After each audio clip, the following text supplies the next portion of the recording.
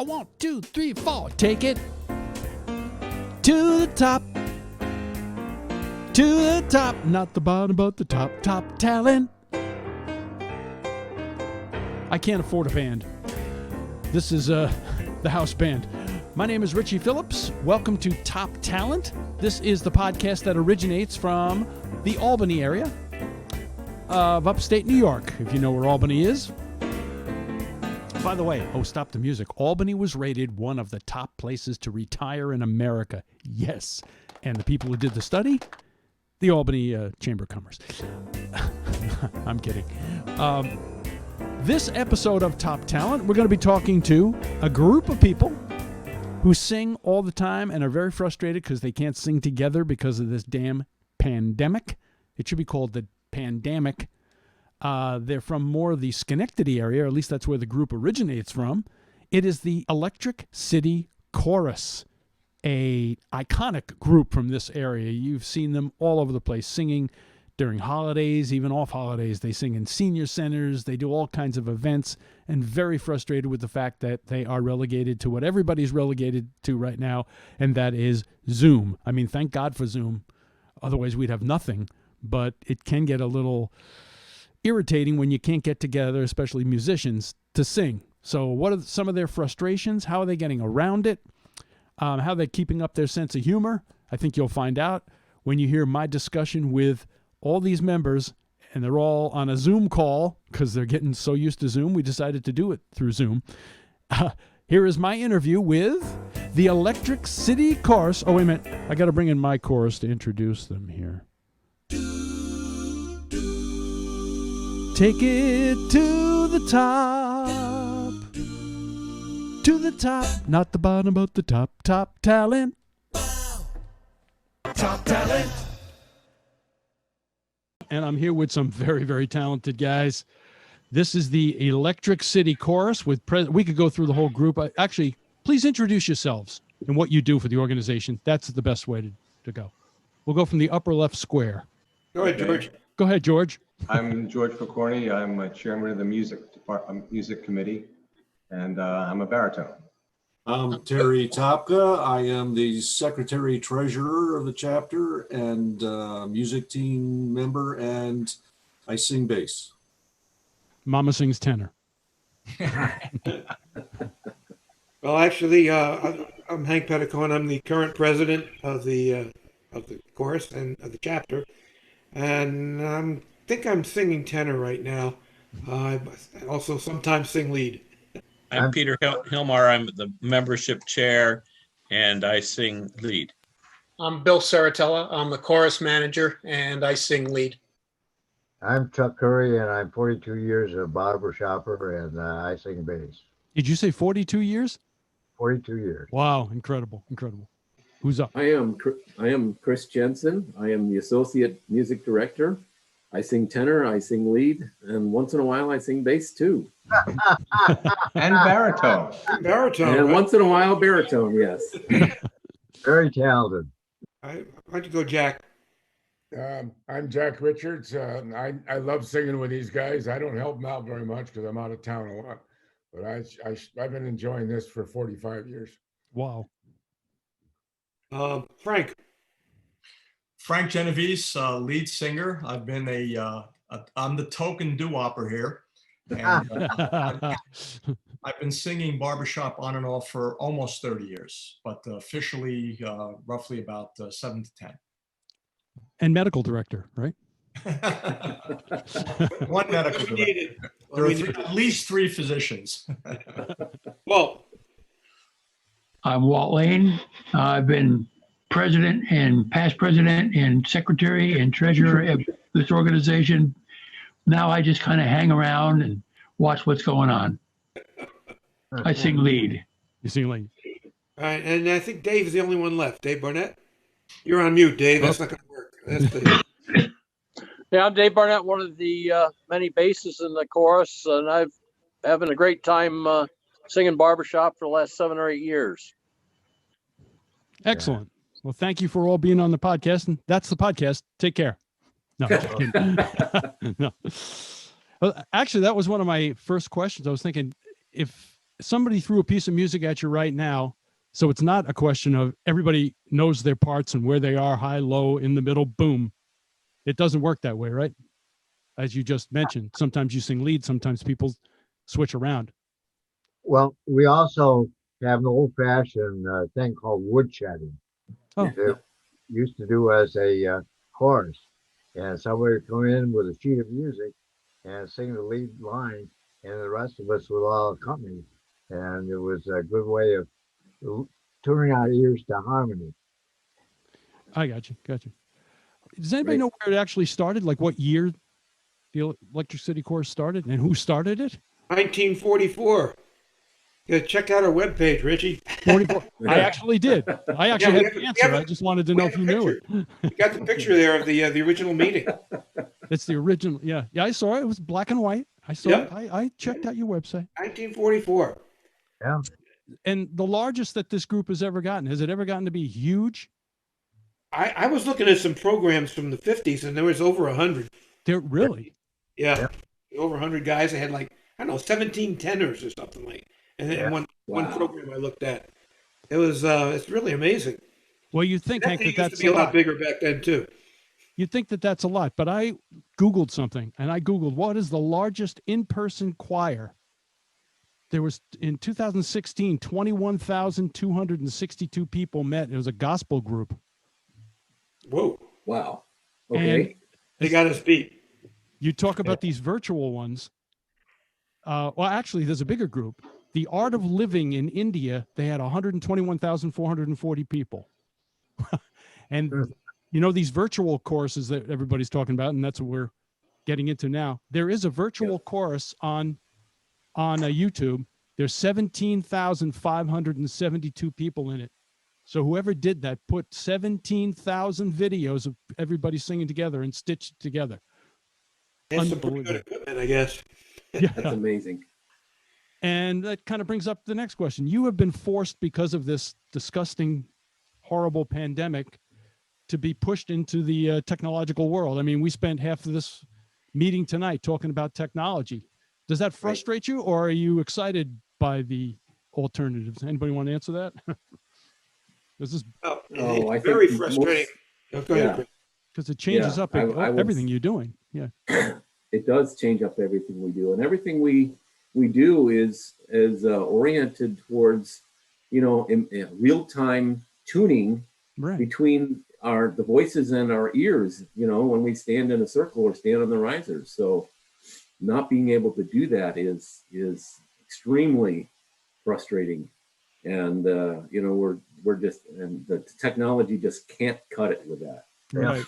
Agreed.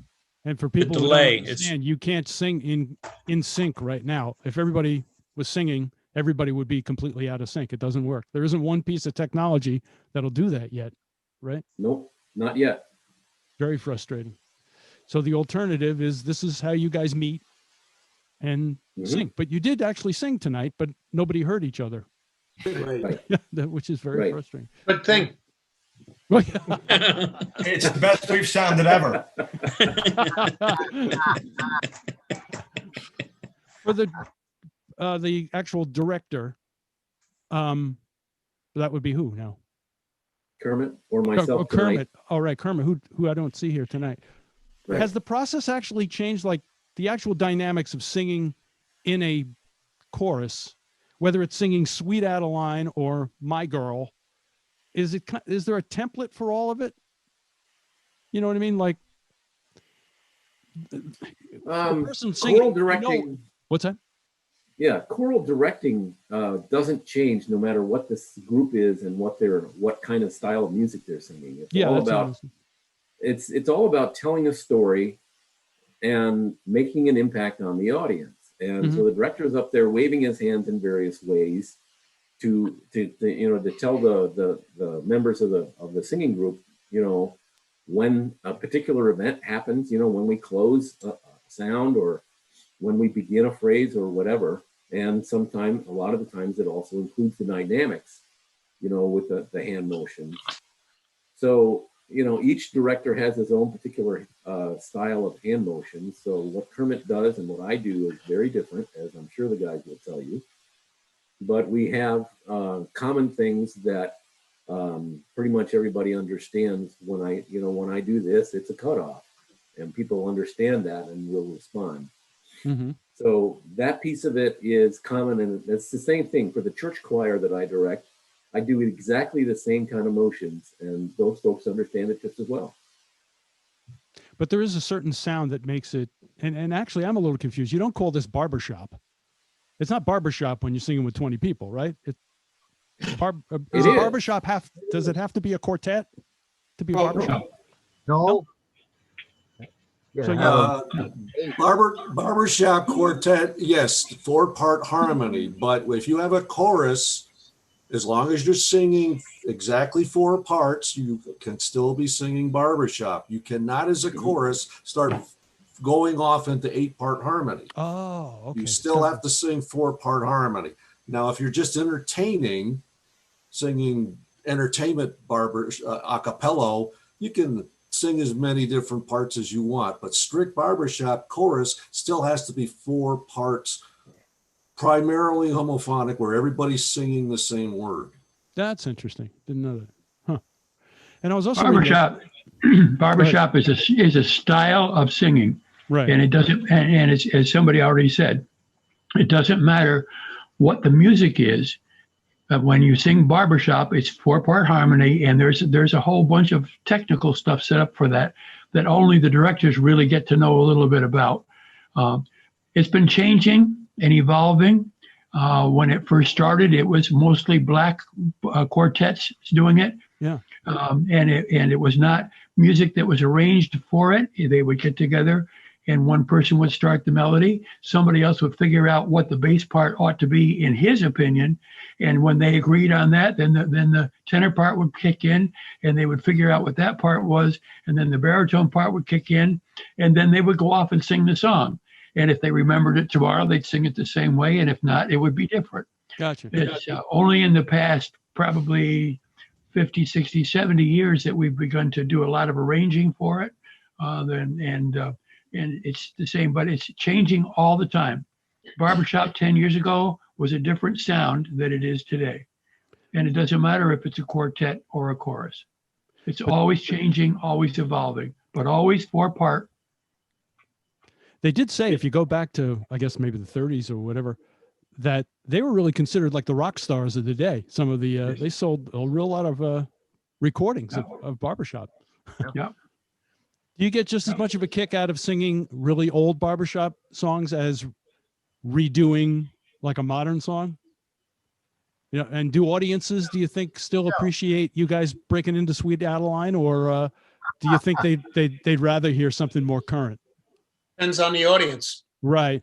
You know, when you do a show sometimes at a senior center, you might do more things that include, I've been working on a railroad, which we haven't done in a long time, but that, Amazing Grace, Danny Boy, but then you do want to throw in some more modern, 30 years old, Sweet Caroline or My Girl or right. Crazy Little Thing Called Love. But again, it depends on the audience. If you're doing a show like we did at Christmas over at the Clifton Park Library, you might have a very wide audience. So you want to do things that are going to appeal to a lot of different people. You plan differently. And that's the magic of it, really. I mean, it's just like everything else. What Chris said before about, can you tell a story and can you have an impact on the audience? And it's not really about you. It's really about them. Mm-hmm. And that's just like any entertainer. Right. You got to play the room. A couple of Beatles songs. Yes. I was just going to mention that I did play a lot of senior centers, just brought my piano and played. And I did notice in a lot of cases, sometimes they don't really want all the really old songs because it kind of reminds them that they're old. They like the songs that are popular. They like the, yeah. You got kind of mix it up. I did notice if you throw in some more modern stuff, they enjoyed it. I'm not talking rap, but I'm talking maybe right. Beatles or. You got to see us do Lion Sleeps Tonight. Yeah, I can't imagine. I'd love to hear that. We get really active. Beatles are 60 years old. Well, Really? that's a good point. I mean, right. Top Talent with the Electric City Chorus. Do you keep in touch with other groups? I mean, do you have a really strong connection with other groups? We got one member that sings in several choruses. Oh, really? This Yeah, one? and we have in the past, not so much recently. Obviously, in the last year, it's been pretty isolating. But we've had interchapter events with the local other barbershop chapters in the area. So in Saratoga Springs and Pittsfield and Troy, all We have, actually or did. have chapters. We actually did a concert. Was it? It was 2018 with Saratoga up in Round Lake. We did a joint concert with them, and that was a blast. We had like 60 guys up on stage and made some nice sounds. Yeah, you've got to really miss that. It was a lot of fun. Yeah, Yep. yeah. So I've also wanted to work with other non-barbershop choruses, and we had a performance with a pop singer from New York City a couple of years before that, which worked out okay. It wasn't our thing, but hey, we got some different people in the seats in front of us, so that we do try to make those connections as well. how long did it take you to put together an entire program? I mean, if I'm doing it, it's easy. It's me and not easy, but it's me and a piano. But with you, it's 20 people. I mean, how long does it take? Like the last show that you did, how long do you think you practiced for it? We have an ongoing repertoire of usually about 20 to 25 songs that we know how to sing. Some of them we keep current so that we're really good at them, but some we can pull back up again. And that's not counting the Christmas stuff, which is probably another 20 or 25 songs. So to put together a program, the directors simply sit down and decide which ones they want to choose to use. And we just go up on stage and follow with their hands, whatever they want to do. But it doesn't take that long because we keep a lot of songs relatively current.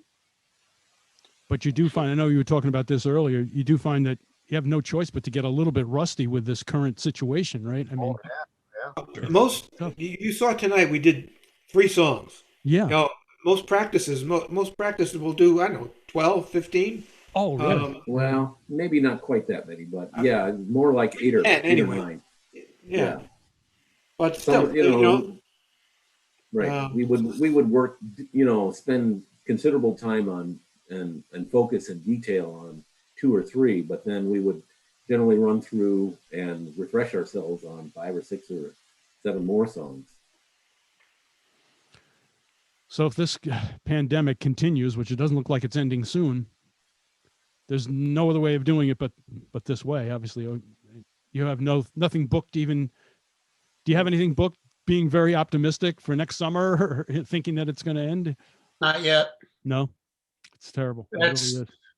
We usually book the year probably November, December. Where we really, we work our way through Christmas and the holidays, and usually have anywhere from 4, 5, or 6 concerts in December.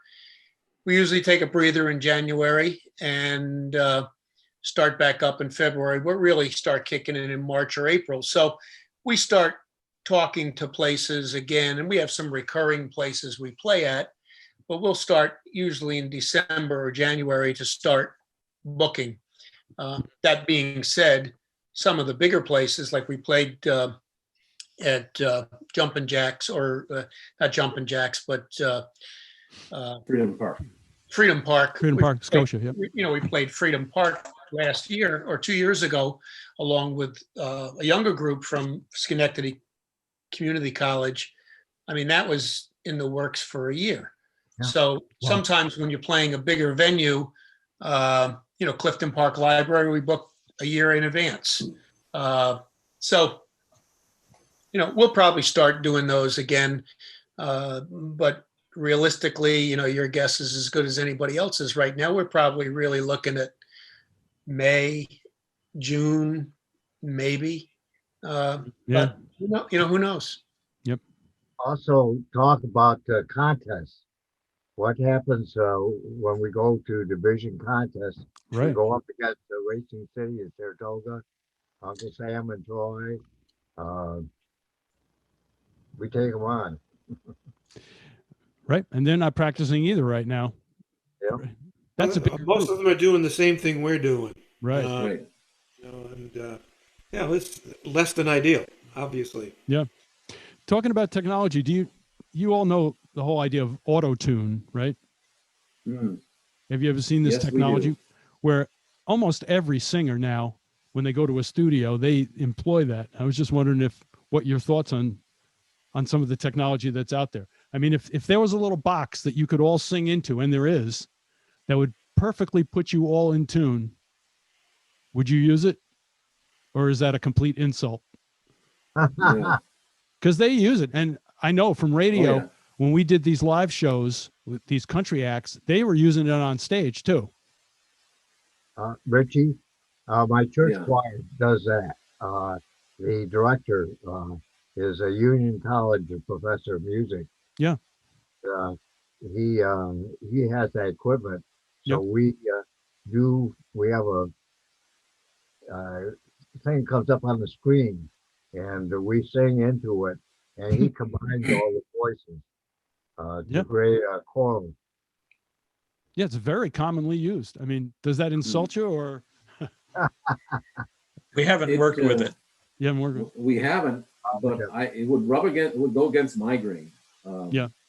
We're craftsmen of singers. Mm-hmm. I consider ourselves craftsmen of singers.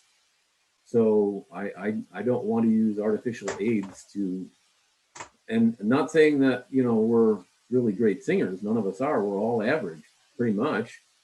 And it's a matter of, working the available craft and working with the other singers to make a beautiful sound. And that's really what excites me, is making that a beautiful sound together in real time.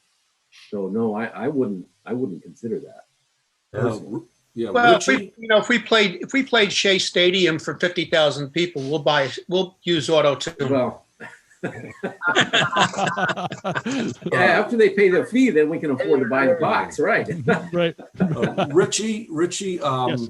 barbershop is not sung on a piano scale. We don't use that. Even temperament, where you can just shift the key everywhere. We sing just temperament, which is a different scale, different notes that are not evenly spaced apart. So you have to fine tune things. And I'm not even sure that your device is compatible with that, but faking that's part of that craft. It's part of barbershop also has a unique sound. You were asking before if people like the old stuff or would they rather hear new stuff. Right. Barbershop well sung has a unique sound that you don't get with choral groups or SATB groups. Mm-hmm. It's a different sound, and what we really like to do is ring chords. And if you do that, that's on top of telling a story. You can emote. Any kind of music that has any kind of harmony in it is pleasing to most people, universally. But if you can put that special barbershop flair on it, it adds something else to it, and you can get goosebumps on your back if you do it right. If you really ring a chord. Right, listening to the things even you played tonight, those practice things, they're very intricate chords. I couldn't even pick it out on a piano. I mean, it's not like 1, 3, 5. Well, a piano cannot play those chords. Right, because it's the different. Yeah, I know you can tune some of these new instruments to those different tunings. I never. Well, you can, but the old style, you would literally have to retune your church piano every time you changed key. Yeah. And you can't do that. That's why they went to even temperament. You just can't do that with instruments that, Interesting. Well, analog instruments. There are pianos that can do that. Digital, yes, but not analog. Right. So there's a C. I don't know. Can you hear that? Yeah. So that's a C, and there's a D, and there's a C sharp. You're saying there's a note. You guys could sing a note in between the C and the C sharp, basically, right? What I'm saying is that in just temperament, sol, do, re, mi, fa, sol, Right. is going to be a little sharper than the piano in the proper in the proper chord sung in barbershop. It's not going to be the exact same pitch. It's going to be slightly different. And you have to adjust to that. So sometimes you can get into trouble if you use piano too much when you're actually working barbershop. Yeah. Right. Yeah, because you've never had piano accompaniment because it would screw you up, right?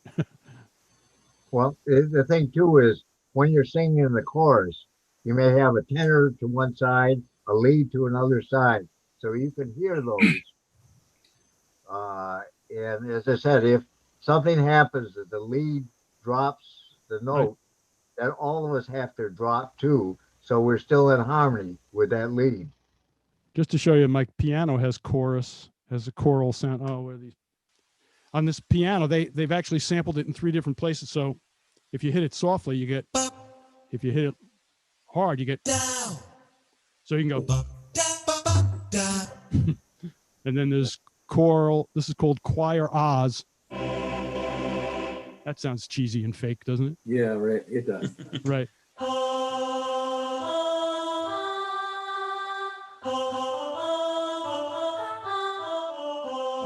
Nah, you guys sound so much better. That's what we hope to do. Yeah, really. Well, I don't want to hold you any longer because I know you've had a long night here. Where can everybody, if they want to go to your website to get more information? I know we're talking about doing more with your social media. Our website is electriccitychorus.net. Okay. All one word, except for the dot. And it'll show up on the, if you just put Electric City Chorus into your browser search bar, it now pops up on top. So you should be able to find us pretty easily. Okay, great. And are you always looking for new members? Is that something that you're looking for? We are definitely looking for new members. It's kind of hard to get the word out right now. Yeah. I mean, new folks are invited to come to our meetings. We've had a couple of folks pop into our virtual meetings, but it really is not the same. Right. You don't get the you don't get the camaraderie, the fellowship, the sound that you get in an in-person meeting. But people are always welcome to come check us out. They can check us out at the website. They can check. We have a Facebook page as well. Okay. Under Electric City Chorus. Great. And if somebody wants to join, do they try out for you? Yeah. Well, could they come to a couple of rehearsals if we have them? See how they like us, see how we like them, and then they'll sing for the music. One of the music team, one of the directors probably, to see if they are suitable for the chorus and where to place them. Great. Yeah. If you have a pulse, you qualify. It's not quite that easy. I didn't say you get in. I said you qualify. And Frank will check your pulse. Yeah, right. Will you be joining us, Richie? I'm joining you right now. I don't know. Yeah, right. He's here. He's been here. It's funny. It's just a completely different skill than I have to sing with a group. I don't know. I've always sang at a piano on my own, and I don't know if I don't know if I could follow it. Believe it or not, it's. Sure, you could. I'm not sure. Sure. Most people coming in, if they're new to this, they just like music.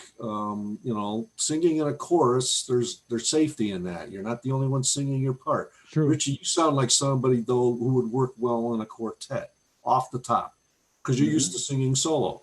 Right. Well, in a quartet, you really are 4 soloists singing together. You're the only one singing that part. Kind of the same. And I have very little hair, so I don't need a barbershop. Yeah, right. Oh. You qualify. Got the team haircut. Yep. That is less good. Did it really start in a Did barbershop start in a barbershop? Yeah. No. There's nothing to do with No. So where did the They barbershop dress connection- they dressed to look like they were doing barbershop in many cases, but they had all different costumes. But Oh, Way back in 1900 and back then, people congregated in barbershops to have their hair cut in the morning, a shave, and they would sing. So they would. Oh, okay. Yeah, it was kind of the social center, like like the water cooler in the office, but of that era. And Jack would know, right? I think a lot of the singing happened on street corners. Right. Yeah. Like doo-wop. Not necessarily barbershops. Like a lot Frank of with street doo-wop. corners. Yes. Right. And then the doo-wop guys in the 50s and 60s just extended that. So that's what you should all do. Go into a Supercuts and just start singing like "Sweet Out of Line." See what they do, you know? Yeah. That's just way to get arrested. Yeah. Yeah. Well, thank you all very much. And this podcast usually airs on a Tuesday. It's called Top Talent, so I try to make it like Top Talent Tuesday. Great. And I'll send you a link when it's up. Great. Thanks a lot, Richie. Nice to see Thank you. Thank you all. Richie. Thank you for the. Thank you. Thanks, Richie. Well, there you go. My interview with the Electric City Chorus. Great group of guys. Thank you guys for stopping in. That concludes this episode of Top Talent. If you would like to hear more and see more, because I'm trying to do both. I'm trying to do podcast, the audio podcast, and every once in a while throw in a video podcast. The best thing to do, actually, would be to email me, richie1077@gmail.com, and give me your email address, and I will notify you. I'll put you on a mailing list and notify you of all these things coming up. Let's see. I'm also Ryman Richie Phillips on Facebook. Kind of a long name there. I'm also Richie Phillips on Facebook. I have 2 different accounts. I don't really use Twitter that much, but I do throw things up there once in a while. Ryman Richie on Twitter as well. There is something else that I'm doing that I have such a good time doing, and I would love to tell more people about it. And it's called Pop-Up Piano. It is what it says it is. Every once in a while, I would just pop up on Facebook or YouTube and do a little piano bar. I'd take requests, do some song parodies, maybe some trivia, maybe give away some CDs from my song closet, because I have a ton of them. Not that anybody listens to CDs anymore, but if they do, I've got them.